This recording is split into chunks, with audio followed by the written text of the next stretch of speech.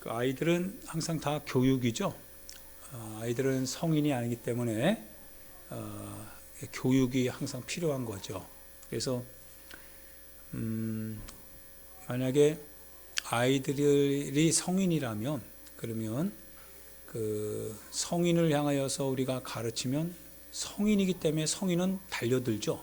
달려들어요. 교육이 안 된다라고 하는 거예요. 성인은 그것을 받아들일 때 맞받아치죠.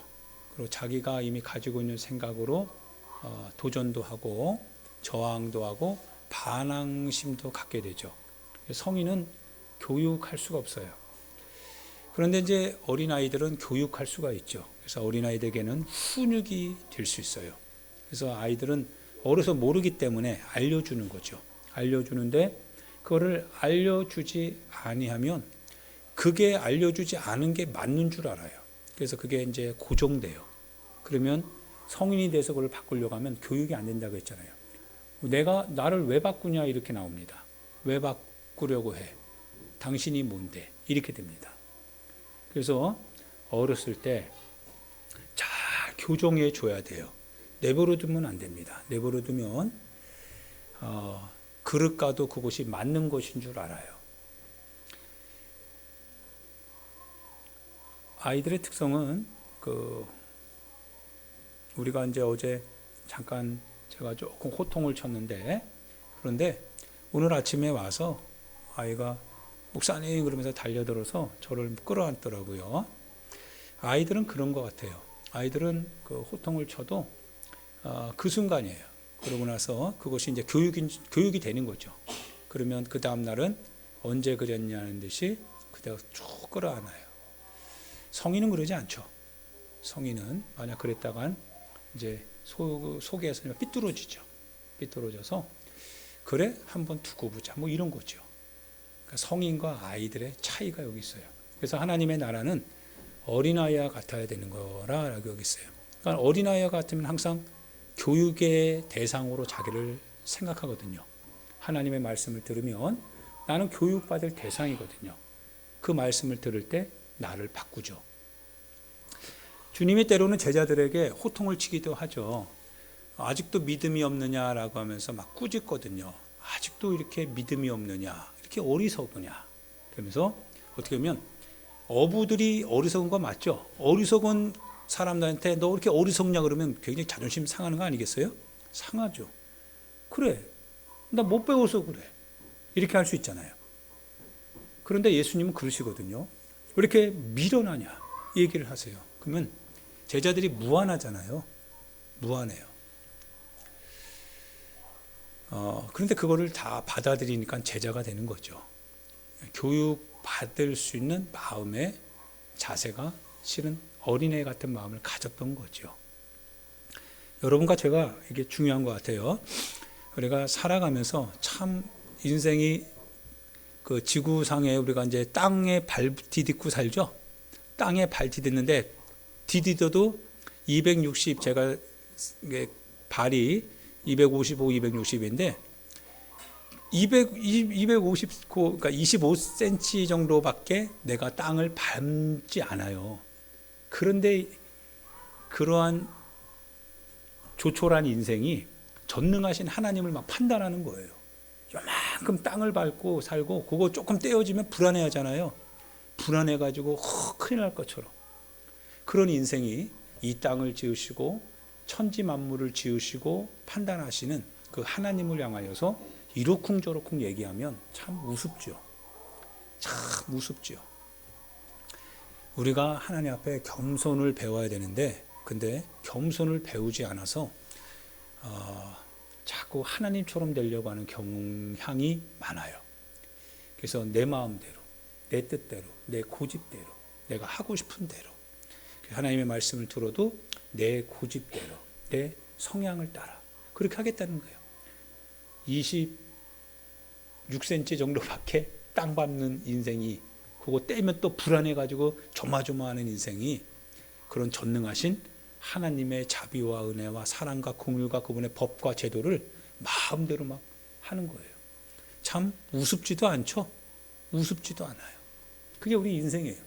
우습지도 않은 인생을 살아가면서 또 불순종해요. 참 인생이 참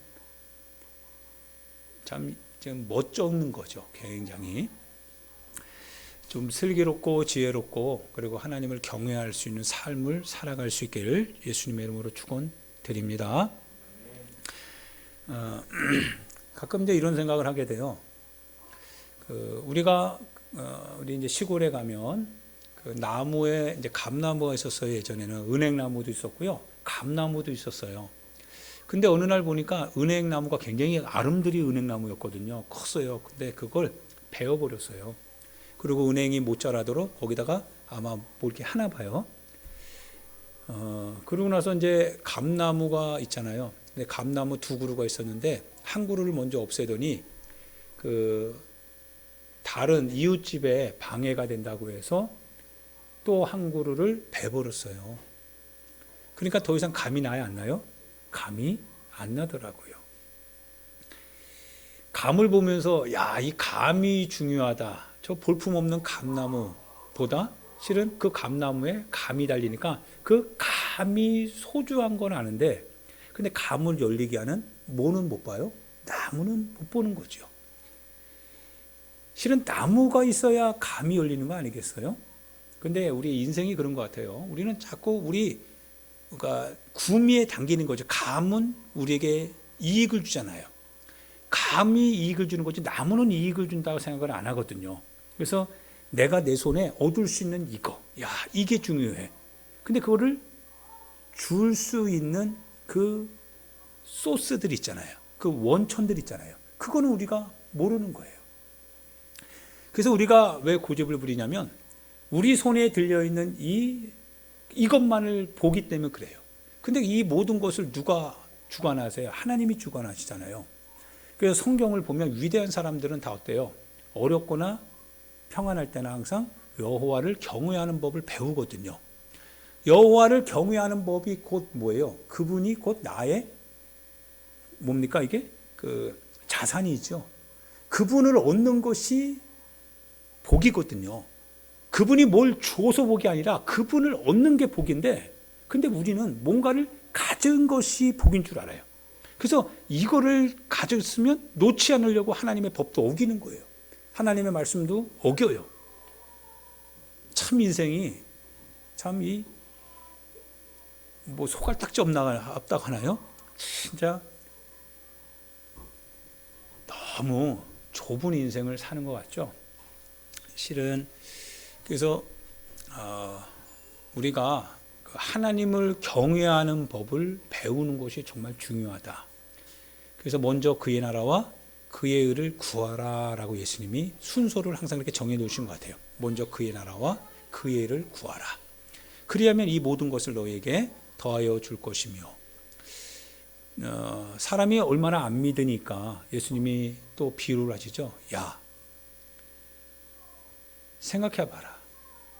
어떤 아버지가 자식이 떡을 달라는데 돌을 주고, 야, 어떤 아비가 자식이 생선 달라고 하는데 뱀을 줄 아비가 어딨냐. 악한 자라도 자기 자식 귀여워할 줄 알고 줄 수 있는 것이 너희 인생의 모습이거든. 하물며 전능하신 너희 하늘에 계신 아버지께서 어찌 구하는 자에게 좋은 것을 주지 않겠느냐. 그러나 사람은 어떡합니까? 가진 것이 있어야 하나님을 믿는다라고 하는 거예요. 근데 예수님은 그걸 계속 거듭거듭 다시 알려주세요. 하나님을 믿어라. 하나님을 경외하라. 하나님의 뜻대로 살아라. 그분이 너희 안에 거하고 너희가 그분 안에 거하면 그러면 되는 거야. 무엇이든지 그러면 구하면 돼. 가졌기 때문에 너희의 삶이 편안한 게 아니라 그분이 너 안에 계시면 그게 되는 거야. 주님 우리에게 알려주거든요. 그러나 우리 인생은 어떻습니까?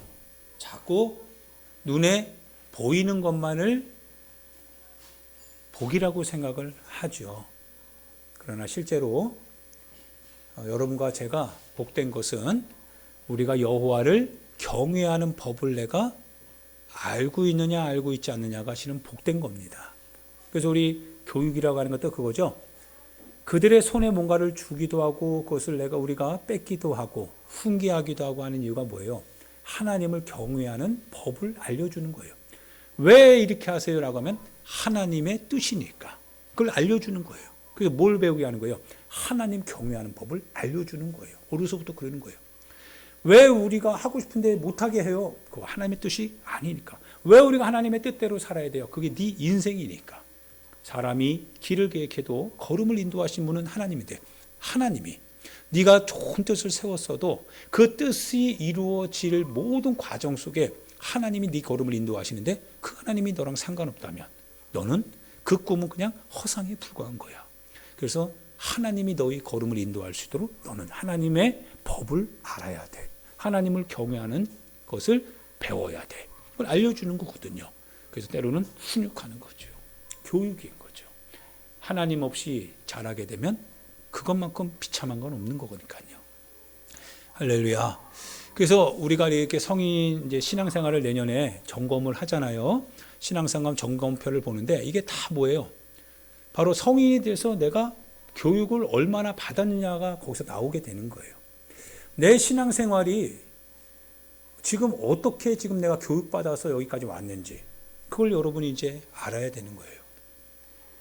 예배생활, 기도생활, 전도하는 생활, 그리고 교회 사랑하는 출석생활, 그리고 내가 하나님 앞에 드리는 그 같은 봉헌생활, 이런 일련의 것들을 통하여서 내 신앙이 잘 교육받아서 하나님을 경외하는 신앙의 성숙함을 이루었는지, 아니면 내가 편식을 해서 내가 원하는 것만 취하고 내가 원치 않은 것은 이렇게 하는, 배우지 못한, 간과하고 마는 그와 같은 신앙생활을 해왔는지 내년에는 한번 그것을 점검하려고 하는 교회생활 이 점검표를 좀 만들어서 여러분의 삶을 여러분 자신이 좀 봤으면 좋겠다 싶어서 좀 한번 내년에는 그런 행정을 하려고 합니다.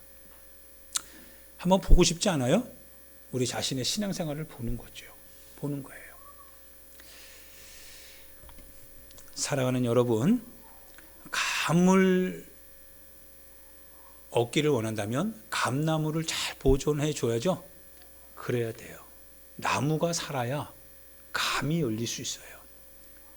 모든 건 그래. 하나님의 원리예요. 하나님이 세상을 지을 때 나무를 지으시고 그 지으신 나무를 향해서 말씀하시기를 모든 나무는 씨를 맺어라, 과일을 맺어라. 주님 말씀을 하셨거든요.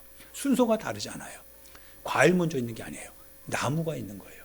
우리의 신앙의 그릇이, 믿음의 그릇이 여호와를 경외하는 그런 그릇으로 만들어지면 자연스럽게 여호와로부터 오는 복은 자연스럽게 오는 겁니다. 할렐루야. 그래서 솔로몬이 1000번째 드렸죠.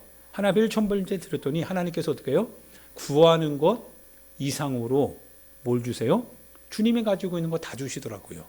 와, 주님이 가지고 있는 거 다 주세요. 본인은 그거 구했어요. 그런데 그것이 주님의 뜻에 맞으면 다 주시더라고요. 할렐루야. 맞아야 돼요.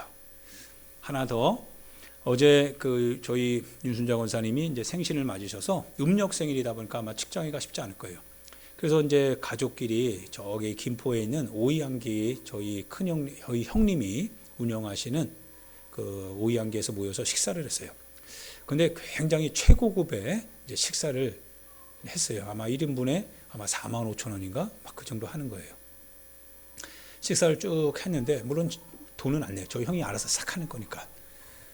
그러면서 저희 동생이, 바로 밑에 동생이 이번에 이제 잘 의사 선생님들, 의사 관련된 그 일을 하고 있거든요. 그래서 코스닥에 상장할 준비를 하고 있대요.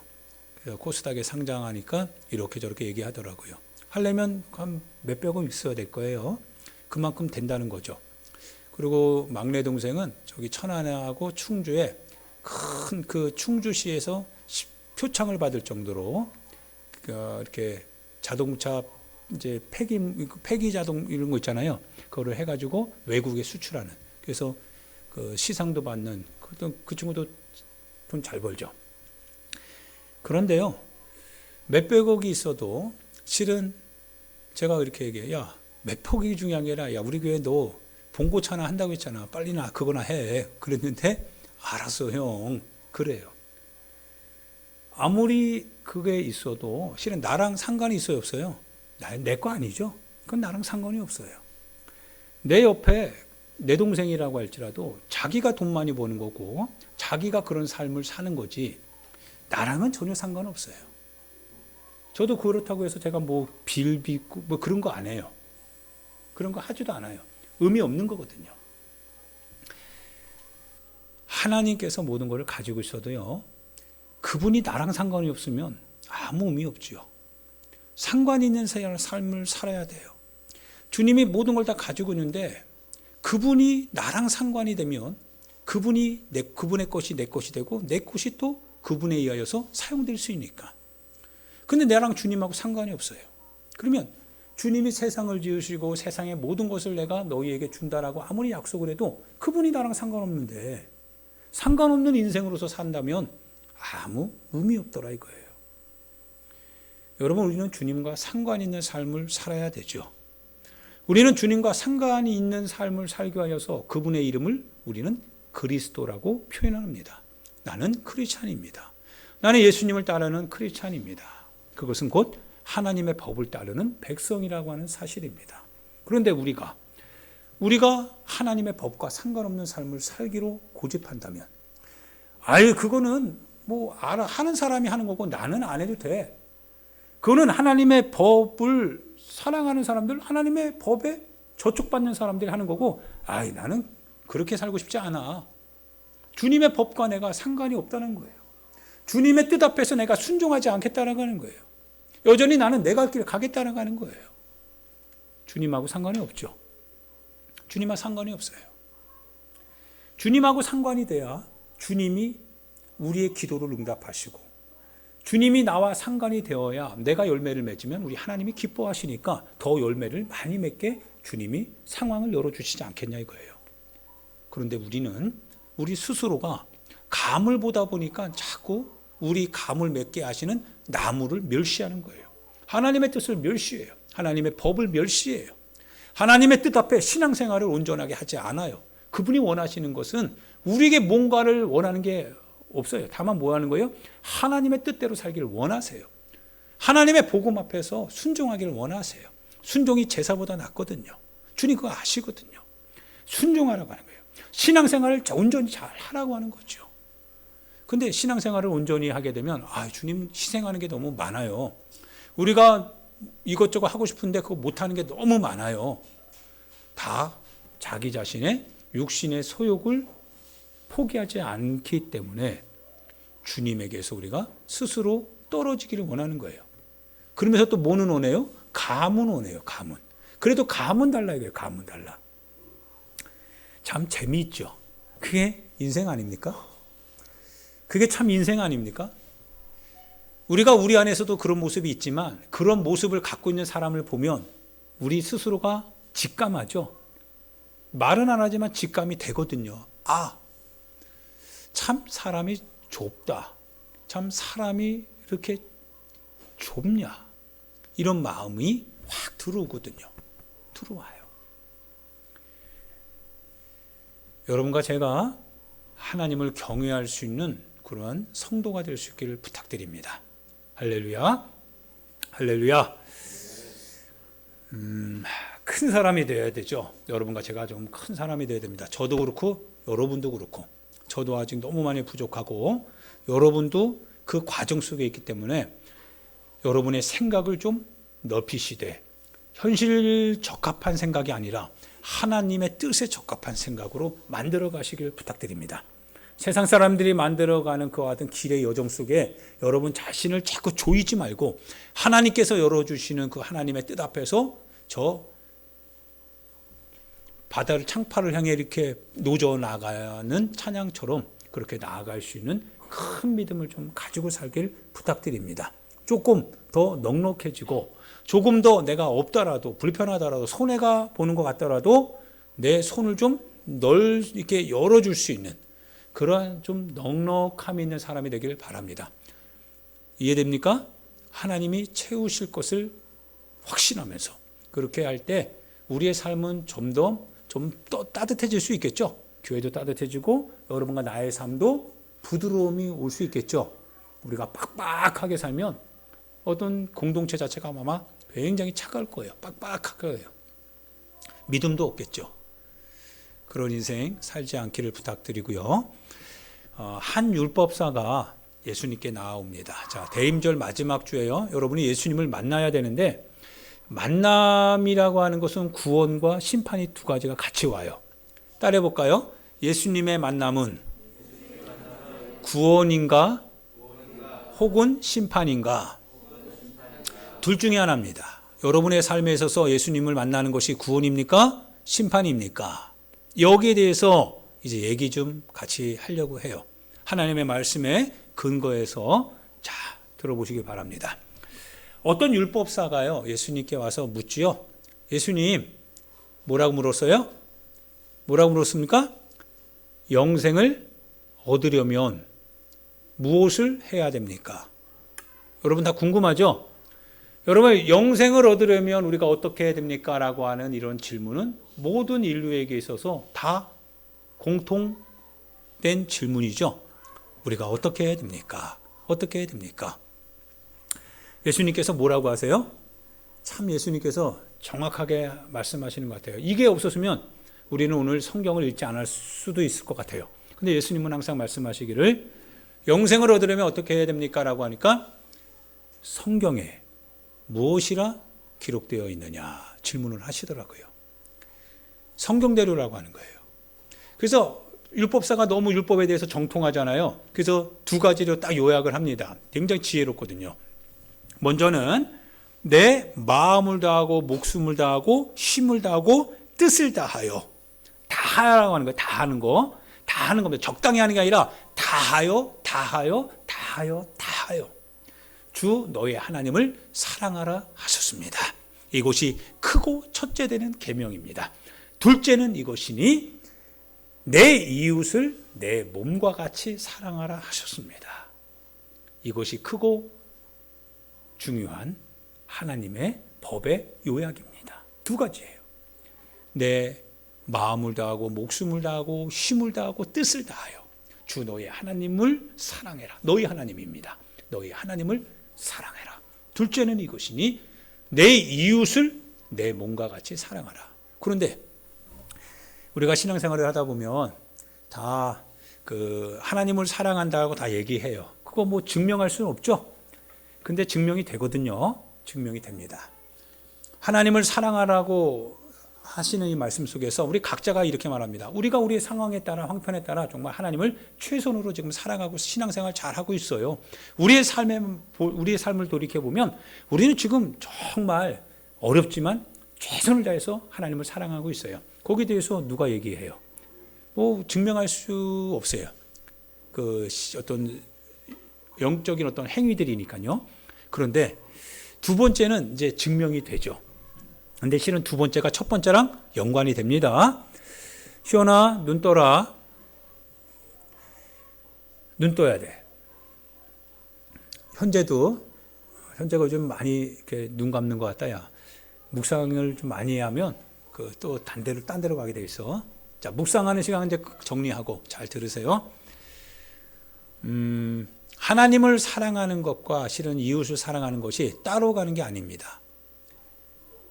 하나님을 사랑한다고 사람이 말하고 그리고 이웃을 사랑하지 않을 때 난 하나님을 사랑한다. 그건 사람이 하는 얘기예요. 그러나 하나님을 사랑하는 것과 이웃을 사랑하는 것은 하나입니다. 하나일 수밖에 없어요. 근데 우리 인간은 뭐라고 해요? 이웃을 사랑하는 주의 계명을 실은 삶에서 보이질 않아요. 그런데 난 하나님을 사랑한대요. 그건 자기의 생각입니다. 성경적이지 않아요.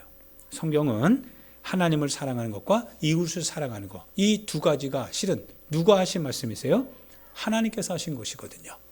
하나님을 사랑하고 반쪽은 하나님을 사랑하고 뒤쪽은 내 이웃에 대해서 관심이 없어도 하나님을 사랑한다라고 우리는 얘기할 수 없어요. 두 가지를 다 하나님, 공통 하나님이 말씀하신 거니까요. 그러자 예수님 앞에서 이제 현실적인 얘기가 하죠. 예수님이 다른 얘기하지 않아요. 그러면 너가 말씀에 기록된 대로 행하라라고 합니다. 예수님께서 그대로 행하라. 그리하면 영생을 얻을 것이다. 예수님 말씀하세요. 야, 영생을 얻을 수 있어요. 두 가지입니다. 내 마음을 다하고 목숨을 다하고 힘을 다하고 뜻을 다하여 주 너의 하나님을 사랑하자. 둘째는 내 이웃을 내 몸과 같이 사랑해야 된다. 이거를 행하렵니다. 그러면 영생을 얻게 됩니다. 그런데 율법사가 그러면 예수님, 이게 중요한 거죠. 이웃이 누굽니까? 라고 하는 거예요. 그 이웃이 예루살렘에서 여리고로 내려가다가 강도를 만났습니다. 자, 강도를 만났어요. 자기가 뭡니까? 어떤 악의를 가지고 그렇게 된 거 아니죠? 본의 아니게 그는 길을 가다가 강도를 만난 거예요. 이런 일을 우리가 만날 수 있어요. 교인들도 만날 수 있어요. 여러분이 인생을 살다 보면 여러분의 미래에 닥칠 일들을 여러분이 어떻게 알아요? 여러분이 의도적으로 악한 마음을 갖고 악한 것을 마음에 꾀하고 여러 가지 불의적인 것을 알면서도 수용해서 이득을 얻고자 했다가 무너지면 여기에 대해서는 얘기하는 거 아닙니다. 그건 불법인 거예요. 그런데 이 사람은 강도를 만난 거예요. 강도 만날 줄 어떻게 알아요? 근데 강도를 만난 거예요. 그러자 강도를 만나니까 뭐예요? 인생이 그냥 쫄딱 망한 거예요. 만신창이가 된 거예요, 몸이 완전히. 그래서 고반 죽었다고 얘기했어요. 거의 죽어가요. 인생이 죽어가는 인생이 된 거예요. 주님의 뜻을 따라 살다가도 실은 이런 경우가 있을 수 있어요. 이렇게 죽어가는 사람을 이제 제사장과 레위가 지나가죠. 제사장이 이렇게 지나가는데 양심이 알아요, 몰라요? 양심은 다 알거든요. 도와야 된다라고 하는 거 알거든요. 그런데 알면서 뭐예요? 피해갑니다. 참 비겁하죠. 이런 사람 정말 싫지요. 피하는 사람 알면서 하면 되는데 그거 뭐 양심까지 속이면서 그렇게 하냐 이거예요. 하면 되는데 그런데 속여요. 그리고 부담될까 봐 피합니다. 이렇게.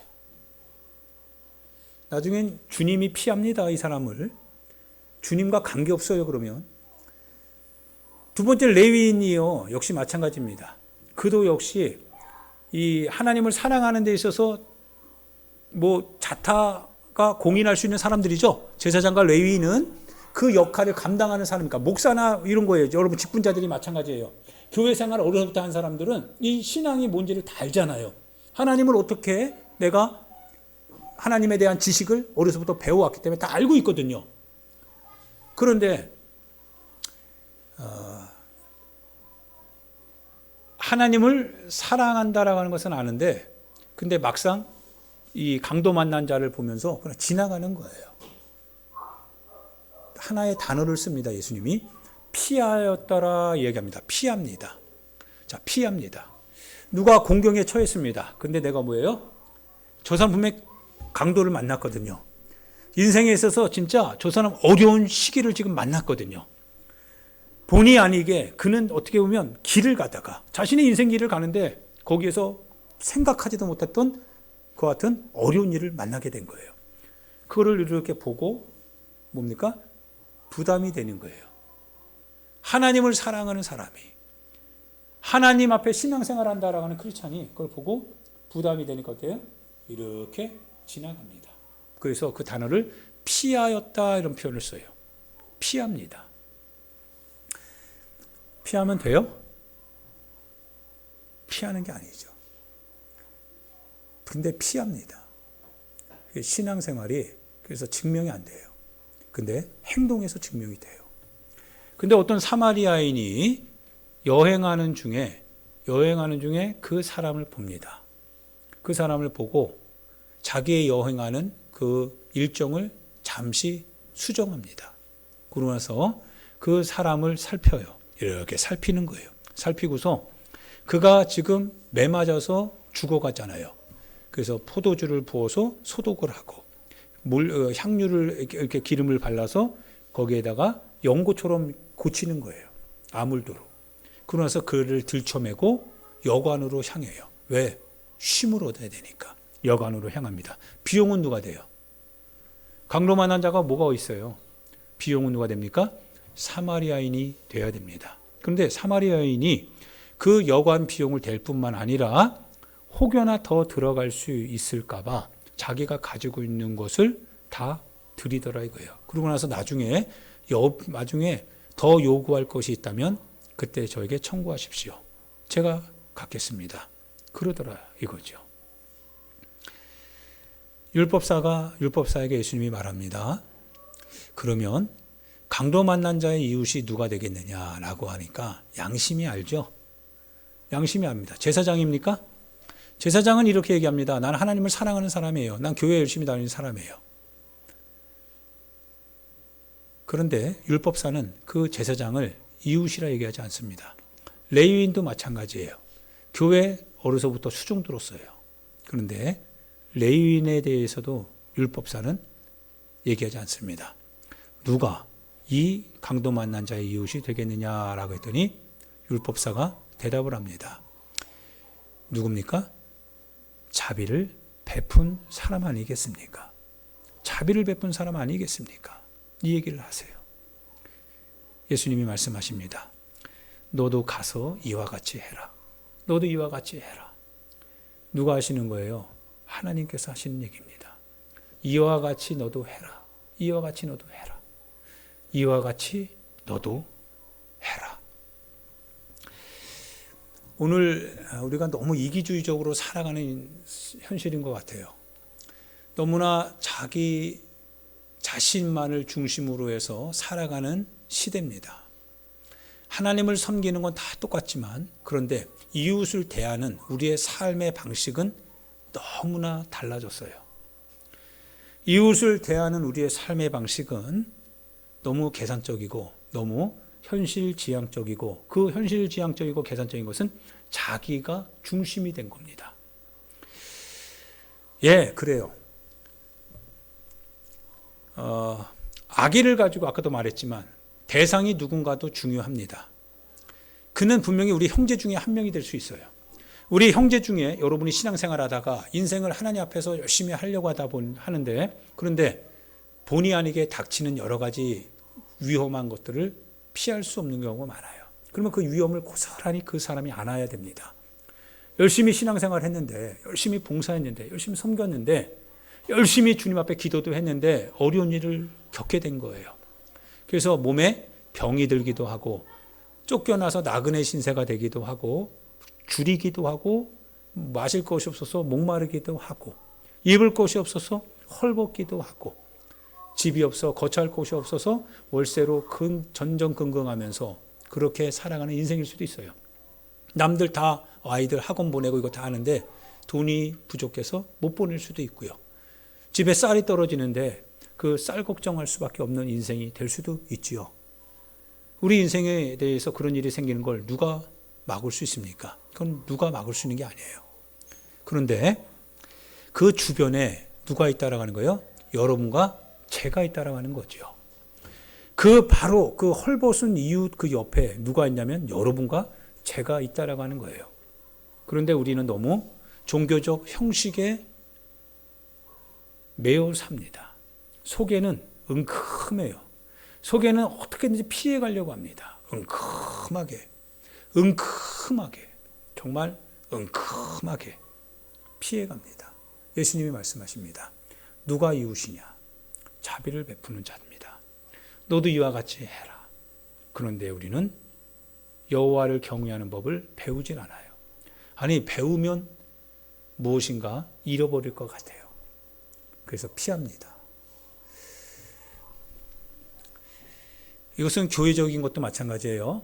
교회가 어려움에 빠지고 한국 교회가 굉장히 영적인 침체 가운데 있을 수도 있고 사람들의 시선에서 교회가 이렇게 저렇게 일한 것도 뭐 나쁜 해코지한 거 없습니다. 그럼에도 불구하고 분위기가 하나의 어떤 부정적 분위기로 거기에 소용돌이에 휘말릴 수 있습니다.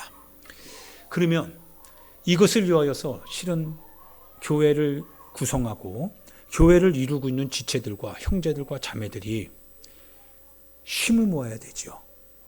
힘을 모아서 그래서 이 난국을 헤쳐나가야 됩니다. 모여야 됩니다. 예배드려야 됩니다. 예배드리지 말라고 하면 더욱더 예배를 살려내야 됩니다. 왜? 그게 힘이니까요. 그게 교회가 살 수 있는 길이니까요. 해외 선교사님들이 나가지 못하고 다 들어옵니다. 들어오는 목적은 이유는 하나입니다.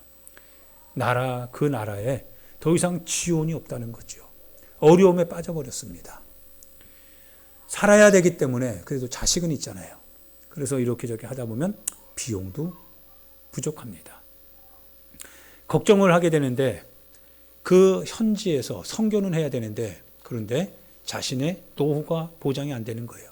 그래서 거기에서 어떻게 노후를 준비해야 되는가라고 하는 걱정 때문에 어려움에 빠지는 선교사님들도 한두 명이 아닙니다. 그러면 하나의 복음을 가지고 있는 여러분과 제가 그들을 살려내야 됩니다. 그들이 강도 만난 자와 같이 그들이 이러한 것을 어떻게 예비했겠습니까? 의도적으로? 아니요. 그들은 선교하러 그냥 갔을 뿐입니다. 교회도 마찬가지입니다. 복음을 위하여서 교회라고 하는 이름으로 모였을 뿐입니다. 그런데 어려움이 온 거죠.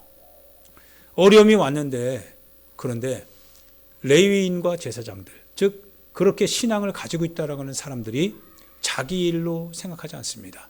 보기는 보는데 듣기는 듣는데 항상 피하는 거예요. 비겁하죠. 비겁합니다. 당신 보고 가라고 하는 거 아닙니다. 당신 보고 직접 책임지라는 거 아닙니다. 그러나 좀 피가 나는 거기에 좀 소독할 수 있도록 포도주는 부어줄 수 있지 않느냐 이거예요. 당신이 그것 정도 할 수 있다면 그럼 다른 사람이 와서 유향으로 거기에다가 기름을 발라서 거기를 아물 수 있도록 하지 않겠냐 이거예요. 누군가가 당신이 비용이 없다면 누군가 비용이 있는 사람이 그 사람을 데리고 여관에 쉼을 얻도록 거기서 비용을 제공하지 않겠냐 이거예요. 이런 사람들이 하나가 되어 있는 곳이 바로 교회지요. 한 사람이 다 하는 게 아닙니다. 사마리아 사람들은 한 사람이 다 하는데 그러니까 사마리아인은 어떻게 보면 예수님의 모습하고 비슷해요. 그러나 여러분들은 공동체입니다. 우리는 하나의 지체들이에요. 우리가 할 수 있는 여러 가지 봉사의 다양성 속에 그러나 그 봉사가 하나의 목적을 가지고 할 수 있도록 주님이 엮어주셨습니다. 그래서 커뮤니티, 우리는 공동체입니다. 하나입니다. 몸입니다. 그런데 우리 각자가 자기 일만 돌보겠다는 거예요. 내 일이 아니니까 내 일만 살피겠다는 거예요. 피하는 겁니다. 책임지지 않겠다는 거예요. 할 수 있는데도 불구하고 안 하겠다는 겁니다.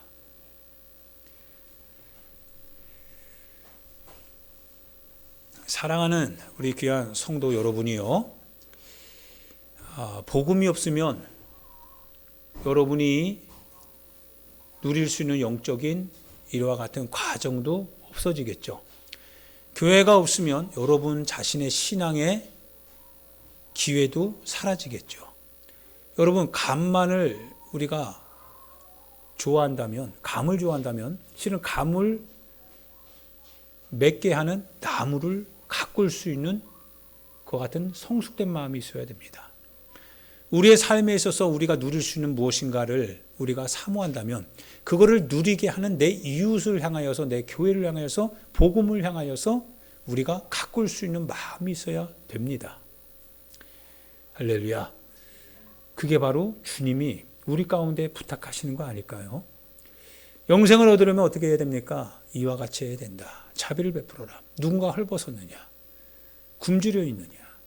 병들었느냐? 누군가 갇혀 있느냐? 나그네 된 것을 보고 있느냐? 네가 이 작은 자 하나에게 한 것이 곧 내게 한 것이다 라고 하는 것을 기억하고 그를 향하여서 자비를 베풀어라. 이게 바로 요한일서에서 말하는 사랑이죠. 우리가 그 사랑을 알고 믿었습니다. 예수님께서 우리 가운데 베풀어 주신 그 사랑을 우리가 모르기 때문에 사랑하지 않았습니다가 아니라 우리는 예수님 안에서 보여주신 하나님의 그 사랑을 우리는 알았습니다. 그리고 믿었습니다. 그리고 우리는 그것이 곧 우리를 향한 주님의 목소리인 줄을 알고 요청인 줄 알고 우리가 그렇게 행하겠습니다.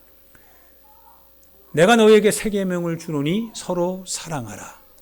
내가 너희에게 새 계명을 주노니 너희가 서로 사랑하라. 내가 너희를 사랑한 것처럼 너희도 서로 사랑할지니라. 그걸 우리가 알고 믿었다라고 하는 거죠. 그리고 우리가 그것을 우리의 삶 현장에서 실천해 내겠다라고 하는 뜻입니다. 할렐루야. 크리스마스 때 이제 마무리하려고 합니다. 우리 어떤 목사님을 우리가 강사 목사님을 모시고 같이 강의를 들으려고 해요. 실은 우리가 지난주 우리 축구장에서 봤습니다. 애가 3명 데리고 온 아이, 그 목사님 보셨죠? 그 목사님이 2개월 전에 그 목사님도 굉장히 강직하고 뜻이 있어서 아닌데 머물려고 하는 분이 아니세요. 그런데 대책이 없어요. 그래서 그냥 나와버린 거예요. 그래서 지금 2개월 동안 있는데 본의 아니게 2개월이면 여러분 아시다시피 한 가족, 4인 가족이 한 달 생활비가 얼마입니까? 쉽지 않거든요. 더군다나 목회만 하던 선지자 생도니까 뭐가 있겠어요? 마음에 계속 생각이 있는 거죠. 얼굴은 웃지만 그러나 돌아가면 그 처자식이 분명히 걱정할 텐데 이런 생각이 쭉 와요. 그렇다고 저희 교회에서 부목사님으로 저희가 모실 수도 없어요. 왜냐하면 생활비를 책임질 수 있어야 되는데 쉽지 않은 일이거든요. 그러던 중에 할 수 있는 게 뭘까 고민하다가 신뢰가 되지 않도록 조심스럽게 좀 저희 교회 성탄절날 좀 와서 좀 이렇게 강의 좀 해주십시오. 설교 좀 해주십시오. 부탁을 드립니다. 성탄절날 설교를 담임 목사님이 양보하는 게 없죠. 근데 목사님께 부탁을 드려요. 부탁을 드리고 나서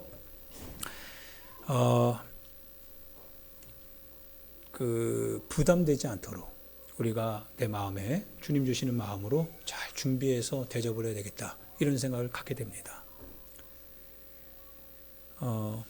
단순히 있는 분을 모시고 실력 있는 분을 모시는 그런 개념이 아니라 도와야 된다라고 하는 마음, 어떻게 보면 같은 동역자인데 그가 말하지 못하는 그 속에 있는 이야기들을 내 자신이 그것을 듣지 않지만 듣는 거거든요.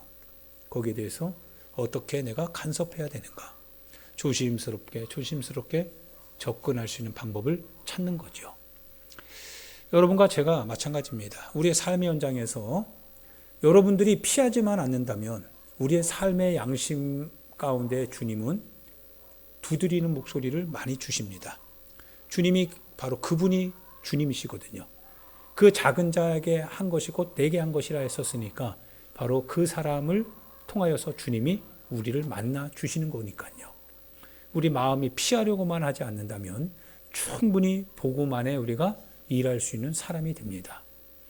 우리 자신 안으로 피하지만 않는다면 그러면 내 이웃을 내 몸과 같이 사랑하라고 하는 그 뜻이 그 말씀을 하신 분이 바로 여호와 하나님이시라고 하는 사실, 주 너희 하나님을 마음을 다하고 뜻을 다하고 목숨을 다하고 힘을 다하여 사랑해야 된다라고 하는 신앙의 이 요청 속에서 바로 나에게 그런 요청을 하시는 그 하나님이 내 이웃을 사랑하라고 하는 바로 그분이심을 깨닫게 되는 거거든요.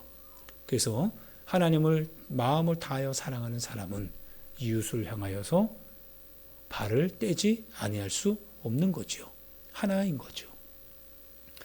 보이는 바 형제를 사랑하지 아니하고 보이지 아니하는 바 하나님을 사랑할 수 없느니라. 요한일서에서 말씀하고 있는 겁니다. 할렐루야. 사랑하는 여러분, 대림절 마지막 주 이렇게 보내고요. 다시 오실 주님을 우리가 이제 기다리면서 2021년 성탄을 맞이합니다. 그 주님 앞에서 내가 관계된 사람인지 아니면 내가 무관계적인 사람인지 판단해 보셔야 될 필요가 있습니다. 예수님이 나랑 관계된 그런 분이라면 나는 그분의 말씀을 듣고 그분의 뜻을 따라 사는 크리스찬이라고 여러분이 확신해도 맞습니다. 그러나 주님과 여러분이 상관이 없다면 난 크리스찬이다라고 아무리 얘기해도 그러나 주님이 인정하지 않는다면 아닌 겁니다. 여러분과 주님을 연결시키길 바랍니다. 그리스도의 행위를 여러분의 삶에 여러분의 인격에 잘 연결시키셔서 그분의 행하신 모든 그 행동의 결과물이 여러분 자신을 위한 결과물이었음을 여러분이 경험하고 그것을 확신하고 그래서 구원의 영생의 길에 들어갈 수 있기를 예수님의 이름으로 축원드립니다. 이 시간 우리 같이 하나님 앞에 기도합니다. 사랑하는 여러분, 올 한 해 우리가 한번 쭉 돌아봤으면 좋겠습니다.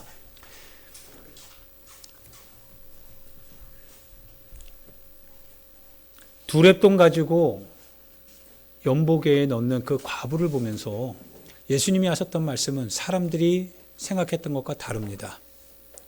그 여자가 다른 모든 사람들보다 가장 많이 하나님께 드렸다라고 표현합니다. 우리 삶에 있어서요, 여러분이 가지고 있는 두 랩돈, 한번 그 두 랩돈을 가지고 주님이 칭찬하시는 두 랩돈이 될 수 있도록 한번 써볼 계획 없으십니까? 여러분 손에 움켜쥐면 그거는 단 2,000원 정도밖에 안 되는 것이겠지만, 그러나 그것이 주님의 손에 붙들리면 그것은 다른 어떤 것보다 가장 많이 드렸다라고 칭찬받는 그런 도구가 됩니다. 우리의 삶에는 여러 가지 우리 자신 영역에서만 나오면 많은 것들이 보이게 되죠. 많은 주의 복음에 관련된 일들이 우리 안에 나타나게 됩니다. 그러나 내 안에 갇히게 되면 아무리 많아도 아무것도 안 보입니다. 그저 나만 보입니다. 우리가 주님의 은혜 가운데 붙잡혀 살길 부탁드립니다. 주님의 현장에 우리가 들어가기를 원합니다.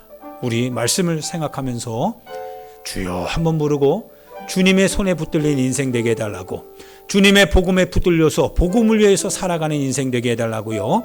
우리 주여 한번 부르고 우리 하나님 앞에 기도하도록 하겠습니다. 기도합니다. 주여, 하나님 아버지의 은혜와 사랑을 감사합니다. 하나님 주님의 뜻대로 살아가는 사람 되게 하여 주옵소서. 하나님의 말씀을 들으며 하나님의 소식을 들으며 주님의 뜻에 우리 자신을 반응하며 살아가는 사람이 되게 하여 주옵소서. 믿음으로 살게 하여 주세요. 주님의 은혜로 살게 하여 주세요. 주님의 능력과 주의 권세로 주님의 역사하심으로 살아가게 하여 주시옵소서. 하나님 아버지 함께하여 주세요. 주님 같이 해주세요. 주님 동행하여 주세요. 주님 말씀하여 주세요. 주님 역사하여 주세요. 아버지 하나님, 오직 하나님의 뜻대로, 오직 하나님의 뜻대로, 오직 하나님의 뜻대로 살아가게 하여 주시옵소서. 믿음을 통하여서 살게 하여 주세요. 주님의 은혜 안에서 살게 하여 주세요. 주님의 역사 안에 살게 하여 주세요. 주님의 말씀 안에 살게 하여 주세요. 주님의 은총 안에 살게 하여 주세요. 주님의 역사 안에 살게 하여 주시옵소서. 아버지 하나님 감사합니다. 주여 아버지 감사합니다. 주여 아버지 감사합니다. 주여 아버지 감사합니다. 주여 아버지 감사합니다. 주여 아버지 감사합니다. 아버지 하나님 감사합니다. 하나님 아버지 믿음을 더하여 주세요. 주님의 은혜 안에 나아가게 하여 주시며 주님의 역사 안에 나아가게 하여 주옵소서. 하나님 주님의 은총으로 살게 하여 주세요. 주님의 놀라운 은혜 가운데 살게 하여 주세요. 믿음으로 주의 은혜로 주의 능력과 권세로 살게 하여 주세요.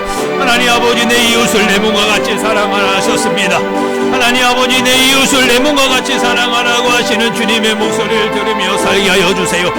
주님 내 이웃을 내 몸과 같이 사랑하라고 하시는 주님의 목소리를 들으며 주님의 뜻을 따라 주님의 역사를 따라 주님의 능력을 따라 살아가게 하여 주옵소서.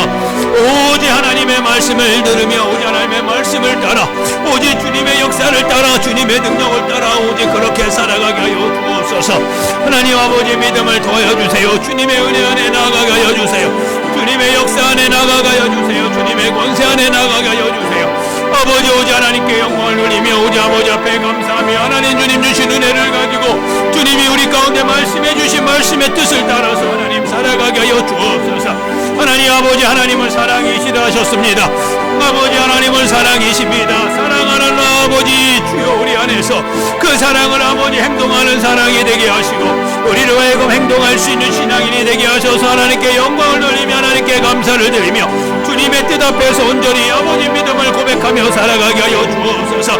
큰 마음 가지고 살게 해주세요. 하나님 큰 마음 가지고 살게 해주세요. 아버지 하나님 나무를 보며 바라보며 살아가게 해주세요. 하나님 주님을 경외하는 법을 아버지 배우게 하여 주세요. 주님의 뜻을 경외하는 법을 배우게 하여 주세요. 하나님 앞에 온전한 마음을 갖고 하나님 앞에 온전한 생각을 가지고 주님의 정신으로 살아가는 아버지 저희가 되게 하여 주세요. 하나님 아버지 하나님 세상적인 비겁한 마음 버리게 하여 주세요. 하나님 아버지 주여 형편적으로 나보다 아버지 어렵게 살아가는 사람들을 바라보면서도 아버지 내 마음에 하나님 피하여 지나가는 인생 되지 않게 도와주세요. 아버지 하나님을 바라보며 주님을 생각하며 주님의 뜻을 따라서 하나님 아버지 믿음으로 고백하며 살게 하여 주세요. 아버지 주님의 은혜로 살게 하여 주세요. 주님 말씀하심을 따라서 살아가게 하여 주세요. 주님의 역사하심을 따라 살아가게 하여 주세요. 주님의 인도하심을 따라 살아가게 하여 주세요. 아버지 하나님 믿음을 더해 주세요. 주님 역사해 주세요. 주님 함께 해 주세요. 하나님 아버지 동행하여 주세요. 주님 인도하여 주세요. 하나님 아버지 이웃을 사랑하는 사람 되게 하여 주세요. 하나님 아버지 하나님 교회를 사랑하는 사람 되게 도와주세요. 역사해 주세요. 함께 하여 주세요. 아버지 동행하여 주세요. 우리 한 번만 더 기도합니다. 사랑하는 여러분, 여러분의 삶을 위해서도 기도하십시오. 그러나 우선적으로 먼저 여러분